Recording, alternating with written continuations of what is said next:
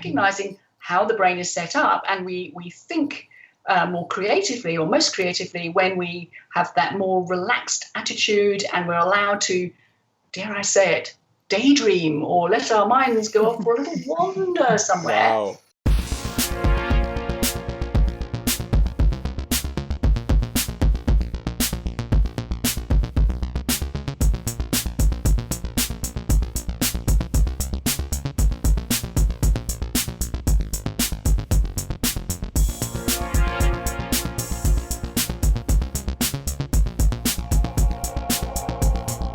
Welcome to the Masks Off podcast, Leadership Strategies, No Disguises.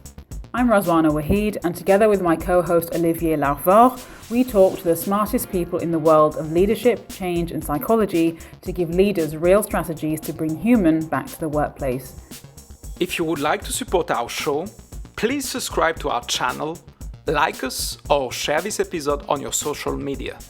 In this episode, author, keynote speaker, and neuroscience expert Jenny Brockis join us to talk about high-performance thinking and the counterintuitive way to develop creativity in your team. We were mentioning the change of leadership, like leadership is changing in the businesses, and that you have noticed that yourself. So can you elaborate a little bit more about this topic? What I've noticed in my conversations with business leaders is there's been a shift in how they perceive the future of their work, in that they're becoming much more inclusive of the employees themselves, rather than focusing just on KPIs and things like that. And I guess I'm looking at it through my perspective, because I'm all about better brain health, which leads to more productivity and greater performance.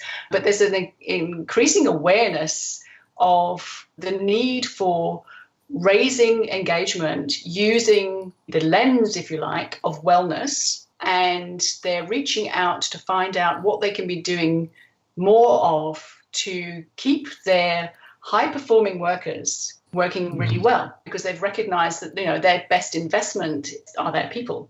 And if they look after their people really, really well, then everybody wins, because the person themselves feels cared about. That is the strongest motivator out there to want to do your work. You might have the skill set and the qualification, but the amount of discretionary effort you put into something is very much influenced by how you feel about what you do on a daily basis and how you feel about the people you work for. Leaders are starting to get the idea that if their staff and employees feel good about themselves and good about the work they're doing, because they feel like it's useful and it's valued and it's recognized, then that is going to lead to an increase in discretionary effort. That then leads to greater productivity and performance, and that's always going to be good for the bottom line. It's about building business using the sort of understandings from the brain science about what really motivates people to want to do work in the first place. I mean, we all spend too much of our lives probably at work.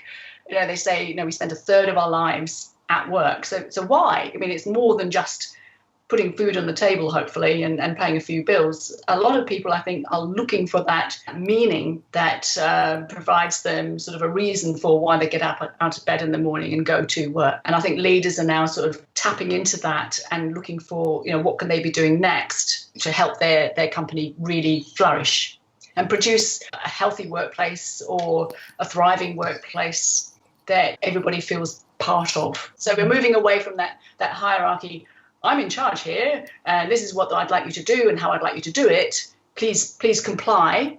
We're moving from the compliance piece into the inclusive piece, which asks, not, would you like to come to work today, but, asking for input as to ideas that people often got, because often people have got ideas and thoughts about what could be done differently or better. But if they're not asked, they're not always going to volunteer, and they're not always in that safe position where they feel, actually, I'm not going to share that because I don't want to be shot down in flames or judged or any of those other things that we sometimes sort of assume might happen. Well, when it comes to motivating people, or at least giving them the ability to feel good at work, because a lot of people don't go to work to feel good, do they? Like you said, most people go to work to put food on the table, but we are starting to change. What would you advise leaders to do to help understand what motivates each member of the team, because I see a lot of companies trying to implement very generic policies on, financial bonuses or extra training or taking the team out or something that's very generic and applicable to everyone. But obviously different people are motivated by different things. So what can our listeners do to really understand what motivates their team using brain science theory? I think what they've got to look at doing is to stop doing things for their staff, because it's very easy to fall into the trap of, well, everybody's going to enjoy this and it will build team cohesion, so we'll do a nice couple of things and everybody's appreciative of that, but it doesn't change people's behaviour. And if you're looking to get that shift in creating greater motivation, loyalty, trust, empathy, all those sort of things, it's about encouraging self-management. Again, it goes back to asking the question, sort of, what would, give you the greatest, I was going to use the word pleasure. Are we allowed to use the word pleasure and work in the same sentence? I think we can. Instead of sort of saying, oh yes, let's set up an exercise class, or let's take everybody out for lunch once a month, or let's do this. It's about saying, okay, what is actually going to make your life easier? I think a lot of the time we know what we've got to do and how to do it, but things get in the way. There are obstacles, there are difficulties. So if the leader is asking, how can I make life easier for you at work in order to enable you to perform at a higher level, I think then you're going to start getting some different answers and start to put in place some more meaningful projects, if you like. It reminds me of this meeting where I was for my previous company. You can sense that the morale of the employees were very low. So we spent about 45 minutes looking at the figures on the PowerPoint slide. So you look at the figures. And then I remember the manager, the senior exec, saying to the audience, okay, guys, now you have to motivate your troops. That's it. Motivate your troops. That's it. So we spent like 50 minutes looking at this slide with figures and then do that. But that's the core issues, right? How do you do that? How do you engage? Because this engagement piece today, this is, as you mentioned, is in everybody's mind. We want to have engaged companies. We want to have well-being. Yes. We want to have all this. And everybody's craving for concrete things, right? To me, it's not about this extrinsic motivation, like you push things, but more this intrinsic, like something which is very meaningful. Yeah. Yes. How can we cultivate that? I think it's a safety issue, actually. I think if leaders are able to create safe working environments, and I'm looking at safety from the brain's perspective, because the brain's primary objective is to keep us safe from predators, saber-toothed tigers and all that sort of stuff. But the biggest predators many of us face on a daily basis are the people that we work with. That's not always a good place to be. Some people, there's all sorts of toxic people around, unfortunately. Creating safety at work is about ensuring that people feel safe to speak up, to ask questions, and to feel supported, because support is more than just having an occasional chat with your manager. You want somebody who's actually interested in you as a person. They don't need to know every little personal detail about you, but someone who takes an active interest, somebody who knows enough about you to recognize when something isn't going right. Instead of sort of berating somebody for making a mistake or not getting a document out on time or something like that, to sort of ask the question, is there something else going on? Is there something I can help you with here? Because if somebody's performance has slipped, then the go-to method has always been tell them off and say, okay, this isn't good enough. You pull up your socks and get on with it, rather than saying, okay, tell me what's happening. Well, how can I help you to perform better? And I think then that opens up the conversation, and the person immediately feels safe to say, well, actually, it's because my workload has increased so much. I've now got 10 projects to manage instead of 5. The support I used to have has been reduced. And there may be a multitude of reasons why they're not performing to the level that is expected of them. And if they feel that they've been listened to and asked for their own input as to what would work to help them overcome this, then you're really looking at lifting that internal motivation, because when people feel heard and appreciated, this is a bit tough for you, I get that, then there's greater motivation to sort of, let's work on this together to sort things out. creating that safety feature where everybody feels it's okay and the manager is actively seeking out feedback. And so the feedback is actually constructive and it's build on all sides. I think the safety thing is an incredibly important point, Jenny, and I'd like to challenge it a little bit, because I think there are some companies that will try that and it doesn't quite work.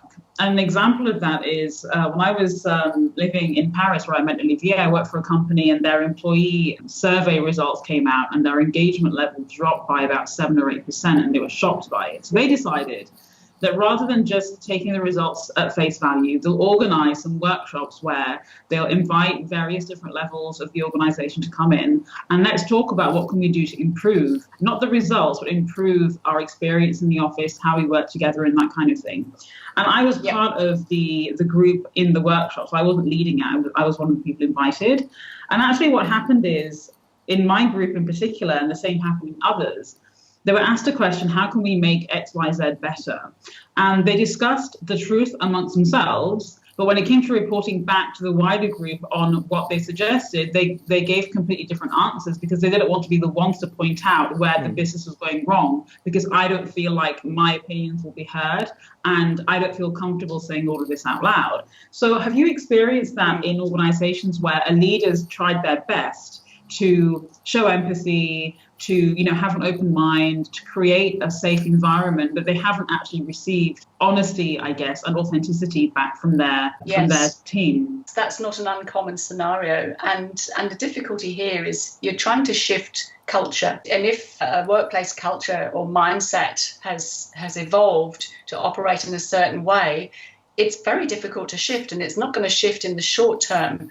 And that's why a leader has to be totally committed to saying, okay, and acknowledge that, this is going to take time, and there'll naturally be a bit of kickback and disbelief, if you like. And so it totally relies on the observable behavior, which is repeated by the leader, to consolidate and reveal that, yes, they do actually mean what they say, so that, and get some people to hopefully, test it out and find out that actually the leader is prepared to listen and is willing to put in place the new ways of thinking or doing if it's going to help everyone. Overcoming that reticence or reluctance is really tricky. It comes down to attitude and mindset. And if the mindset is, I don't want to be the one that sticks my head up above the parapet because we're afraid of all these things that we've discussed before, like being judged or ridiculed or anything like that.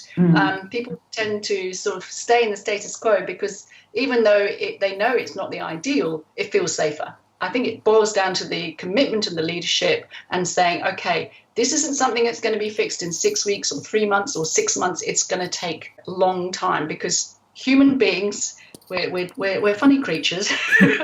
And we're creatures of habit and creatures of thinking patterns, and shifting thinking patterns, especially when it's a collective thinking pattern, are the hardest of all to change. I would like to come back to the brain, or the neuroscience. I had a talk with Raz actually just before our call, and I mentioned that neuroscience now, everyone is using this word like everything's neuro. Everything is neuro. Like it's like the buzzword. Including me. I use that where I'm like, it's all about neuroscience, you guys. It's incredible, and I'm not sure everyone understands this really, but I think to me it comes down to very simple understandings how the brain works. Exactly. Yeah. One of the things that today you mentioned about engagement, right? So we need to have engaged people. And at the same time, we want to have creative and innovative people, right? It's not about processing data on an Excel spreadsheet, entering data, because we all know that this will be automated, and we want people to be much more into the creative, innovative relationship side. From a neuroscience perspective right now, I will use this big word, how can you achieve that? How can you model that in the brains of the people? Yes, I hear what you're saying. I mean, the big demand is, let's be more innovative and creative, as if we can just sort of rummage in our top drawer and bring it out. And here we go. Here's more innovation for you. Wonderful. Again, coming back to how the brain operates, our best ideas often come we're not engaged, if you like to use that word, or deeply focused on our work. Organizations and companies that have a particularly creative component recognize this, in that in order to enable people to use their imagination and come up with more creative ideas, they need to be given the thinking space to do that, because new ideas don't just come, well, occasionally you can get an insight, but most new ideas have percolated for a little while in people's minds. You know, they might have had an insight about something and thought, oh, that might be useful, and then they've held on to it, and then over a period of weeks or a bit longer, you know, different things come together until they actually can formulate that whole idea. If, however, you are in a position where there's an enormous burden of time pressure and stress because there's a lot of work to be done, that ability to tap into your creative side is going to be hugely reduced, because your brain just doesn't have the time or the space to do so. So if people are serious about wanting to enable their staff to be more innovative and creative, it's about creating the working space or working environment that supports that.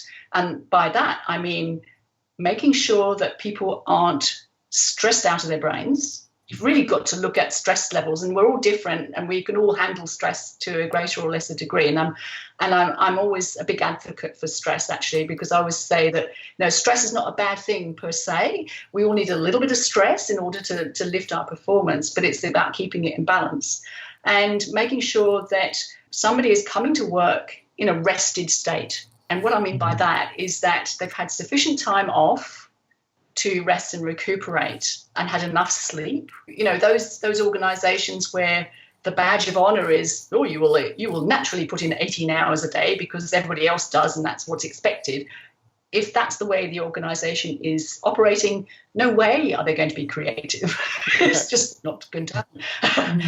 So it's about recognizing how the brain is set up, and we think more creatively, or most creatively, when we have that more relaxed attitude and we're allowed to, dare I say it, daydream or let our minds go off for a little wander somewhere. Wow. Where do you have your best ideas, Olivia? Where do you come up with those wonderful moments when you think, yes, that's perfect? I mean, for me, it's usually when I'm out dog walking. Yeah. We've got a couple of dogs, and I go out every day, and I have to carry something with me, because sometimes I have these great ideas, and by the time I've got back to the house, I've lost them. It's often not when I'm sitting at my desk thinking hard. Exactly. It's that unfocused stage that enables our mighty subconscious to make all those new associations with sort of previously unassociated thoughts and bring them together to create something that's new and wonderful and give birth to that brilliant new idea. Basically, have more freedom, be less productive, because you could see some workshop like that. 2 days workshop about being creative. So let's gather guys and we'll be creative thinking, whatever workshop like this. It works, it might work, but what you say is through random, you can even be bored sometimes, or you can be like doing other stuff and ideas may emerge like this. Yeah. Because I think we've bought into the notion that in order to succeed, we have to continue working hard and harder. People are now putting in an enormous amount of effort, an enormous amount of hours.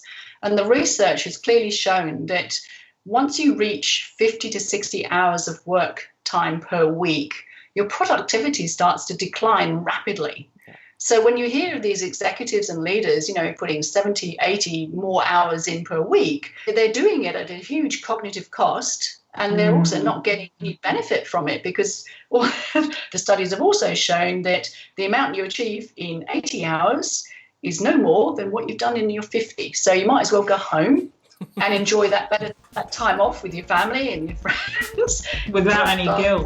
Without any guilt, exactly. Because it's that guilt we wear all the time like a heavy coat, yeah. We hope you enjoyed this episode. Once again, if you would like to support our show, please subscribe to our channel, like us, or share this episode on your social media. Merci.